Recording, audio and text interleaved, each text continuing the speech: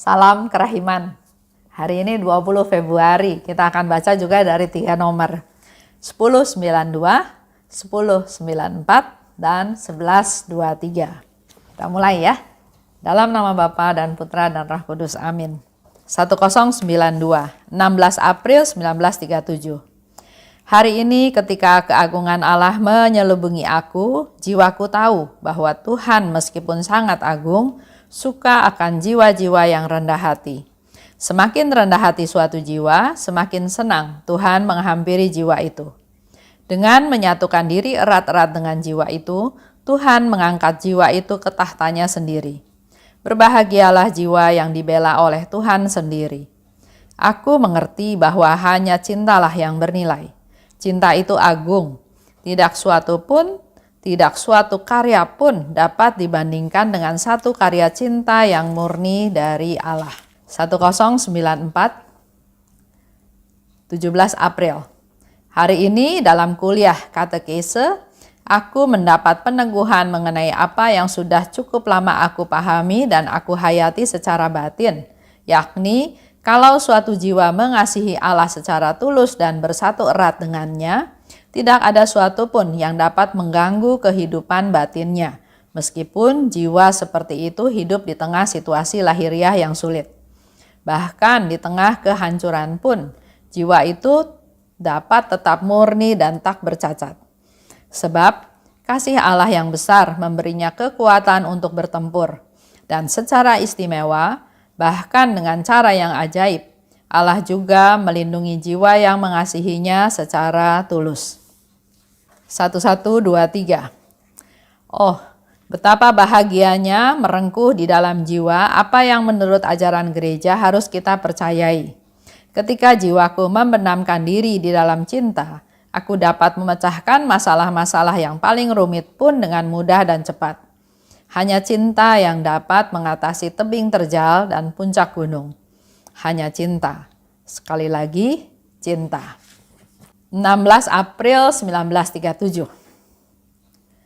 Ketika keagungan Allah menyelubungi aku, ini satu situasi, satu keadaan yang dirasakan oleh Suster Faustina ya.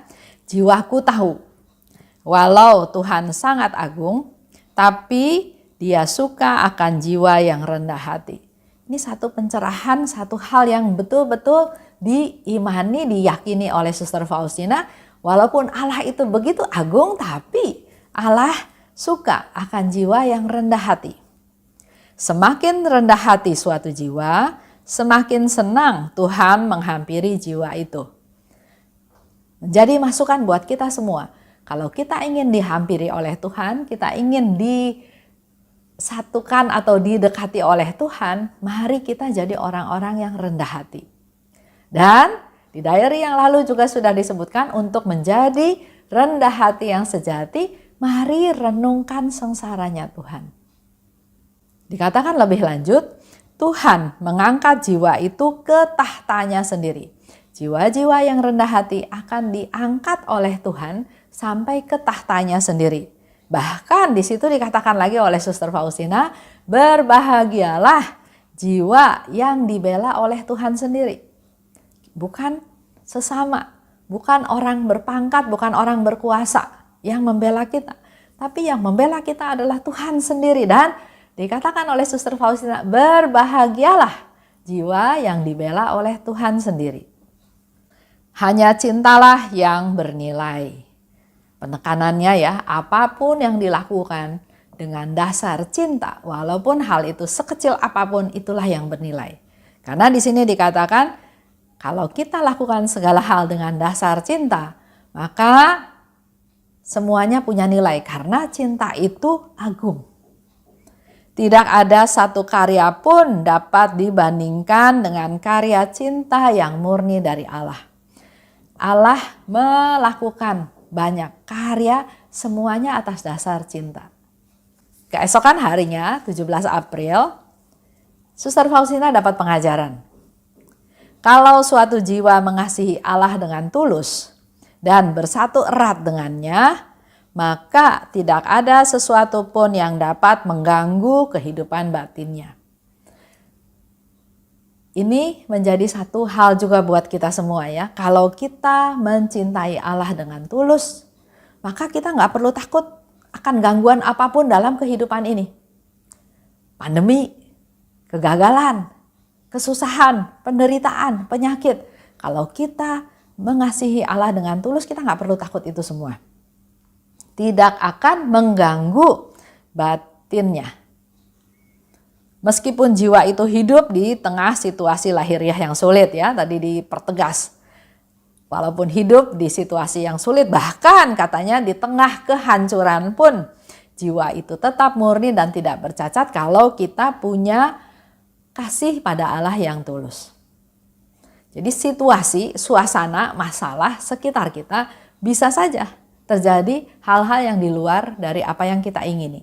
Tapi kalau cinta kita, kasih kita pada Tuhan secara tulus, maka kita tetap nggak bercacat walaupun ada di tengah kehancuran. Sebab kasih Allah yang besar memberi kekuatan untuk bertempur. Di tengah pertempuran, kita punya kasih Allah yang besar, kita tetap punya kekuatan untuk bertempur. Dan dengan cara yang ajaib, Allah juga melindungi jiwa yang mengasihinya dengan tulus. Allah akan tetap melindungi kita. Jadi nggak perlu takut. Jangan takut. Ketika jiwa membenamkan diri dalam cinta, aku dapat memecahkan masalah-masalah yang paling rumit pun dengan mudah dan cepat.